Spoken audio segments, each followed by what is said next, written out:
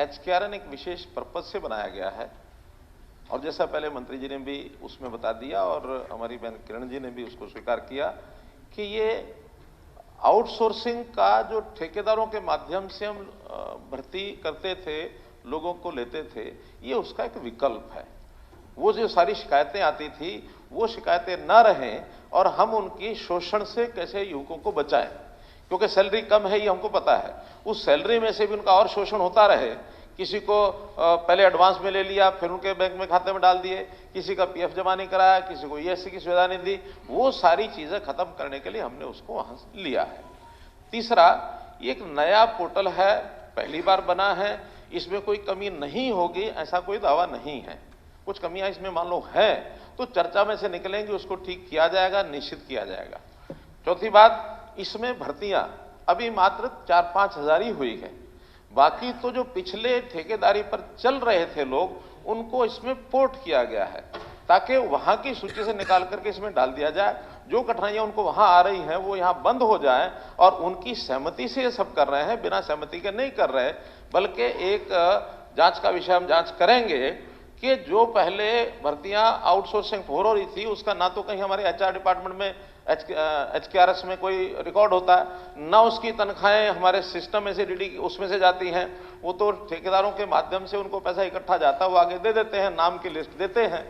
हजारों लोग अभी भी बकाया हैं जिनके नाम पोर्ट भी नहीं कर रहे वो, और वो मिल भी नहीं रहे, कोई शिकायत भी नहीं है। तो कहीं ना कहीं हो सकता है नीचे कोई गड़बड़ ठेकेदारों के लेवल पर रही होगी कि नाम कितने ही दे दिए, लगाए कितने, और उसमें फिजिकली लोग हैं कि नहीं हैं, ये भी एक हमको ध्यान में आ रहा है, लेकिन जांच का विषय भी करके बताएंगे। और मैं कोशिश करूंगा कि अगले सत्र में ये सारा डाटा भी आपको बता सके। एक बहुत बड़ा ऐसा जो गलत दिशा में एक विषय चला हुआ था उसको ठीक करने के लिए सब कर रहे हैं। स्पष्ट इसमें है कि ये पक्की नौकरी नहीं है, ये आउटसोर्सिंग की नौकरी है, कच्ची नौकरी है, 1 साल के लिए प्रारंभ में होती है। हर साल 1-1 साल के लिए ही अगर जरूरत होगी तो एक्सटेंड किया जाएगा। इनकी जगह पर अगर पक्की नौकरियों को लोग आएंगे एचपीएससी एचएसएससी के, तो ये लोग हटने ही हैं, ऐसा नहीं कि नहीं हटने हैं। तीसरा, ये जो मेरिट की बात बार बार हो रही है, देखिए मेरिट तो हमने योग्यता को, जो उनकी योग्यता मिनिमम योग्यता इंटेंडिंग डिपार्टमेंट ने हमको कही है कि हमको इस योग्यता के लोग चाहिए। अध्यापक हैं तो अध्यापक के लिए टीजीटी की ये योग्यता वो पूरी करें, पीजीटी के लिए ये करें, जो भी कोई सब्जेक्ट है सब्जेक्ट के हिसाब से ये करें, और साथ में उनका एचटेट का टेस्ट भी पास हुआ होना चाहिए। बल्कि कुछ एक पहले से जो भर्ती की गई थी उसमें अभी क्योंकि एचटेट की लोग नहीं थे तो उस समय उनका कि जल्दी चाहिए, क्योंकि अगर टेम्परेरी लोग चाहिए तो इसलिए चाहिए कि हमारा एचपीएससी में एचएसएससी में टाइम ज्यादा लगता है। भर्ती शुरू करने के बाद 6 महीने साल भी लगते हैं, हम और आप सब पहले करते रहे हैं। ये इंडेंट के 15 दिन में 1 महीने में इनको टेम्परेरीली उनको दे दिया जाए ताकि बच्चों की शिक्षा वो यानी प्रभावित ना हो, या कोई और किसी डिपार्टमेंट का काम है वो जल्दी से हो जाए, प्रभावित ना हो। पीएन भी होंगे, ड्राइवर भी होंगे, कहीं टेम्परेरी मानो इंजीनियरिंग के लोग भी होंगे, कहीं क्लर्क भी होंगे।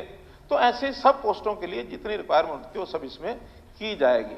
अभी तो मोटे रूप से 2 बड़े ग्रुप अध्यापकों के किए थे और उसमें एक कठिनाई आई थी। क्या, पहले तो एचटेट की कंडीशन लिख के नहीं दी थी, बाद में डिपार्टमेंट ने कहा कि इसमें तो एचटेट होना चाहिए था। हमने उसमें बिना एचटेट के भी कुछ उनको मार्क्स दे करके उनके जो उनकी क्वालिफिकेशन थी, यानी जो ओरिजिनल क्वालिफिकेशन थी उसके मार्क्स उतने ही 20 नंबर एचटेट का है तो 20 नंबर उसमें डिस्ट्रीब्यूट करके, ताकि किसी तरीके से लेकर के टेम्परेरी है पढ़ाना है बच्चों को, बाद में जैसे पक्के आएंगे उनको अलग करेंगे। फिर सेकेंड टाइम में एचटेट ले लिया, लेकिन बाद में ये एचकेएन के लोगों ने कहा कि वो तो एचटेट डिपार्टमेंट के हिसाब से होता, हर एक डिपार्टमेंट का अलग एचटेट का पेपर होता है, ऐसी जानकारी मेरे लिए भी पहली बार है। उसके कारण से कुछ बच्चों को ऑफर लेटर देने के बाद भी उनके अपॉइंटमेंट लेटर नहीं जा सके, जैसे 9 तारीख और 12 तारीख की जो बात बता रहे हैं उसमें से ऐसे कुछ हैं। तो 600-700 लोगों का अपॉइंटमेंट लेटर नहीं गया है। 2000 सिलेक्ट हुए थे, 1400 के लगभग ज्वाइन हुए, 600 लोग अब इसमें रह गए। आगे उनकी जैसी आवश्यकता होगी उनकी मेरिट के हिसाब से जो फाइनल मेरिट है उसको सिलेक्शन में फिर आ जाएंगे तो फिर लगेंगे। तीसरा, कोई एग्जाम नहीं है इसमें, मेरिट एग्जाम से तो नापी जा सकती है। यहां तो क्राइटेरिया क्या है, प्राथमिकता क्या है, बोर्ड ऑफ डायरेक्टर्स उनके सामने विषय रखा जाता है। वहां वो क्राइटेरिया प्रायोरिटी तय करते हैं। क्राइटेरिया में क्वालिफिकेशन तो अनिवार्य है ही है जो मांगते हैं। दूसरा क्राइटेरिया, एक तो जितना लोकलाइज्ड हो सके उतना लोगों को लेना चाहिए। ये जो ट्रांसफर आता है थोड़ी तनख्वाह का आदमी और 200 किलोमीटर दूर उसकी बारी आएगी, हो सकता है प्रारंभ में तो कह दे हाँ हाँ ठीक है, क्योंकि उसको नौकरी नहीं है, घर खाली बैठा है, वो 100-200 किलोमीटर दूर के भी हाँ करेगा। बाद में वही कहेगा मेरी थोड़ी तनख्वाह है जी, वो आपके हमारे सबके पास जाएगा, मुझे तो घर के पास चाहिए। तो हमने जो लोकलाइज्ड लोग हैं उनको ज्यादा प्राथमिकता दी है।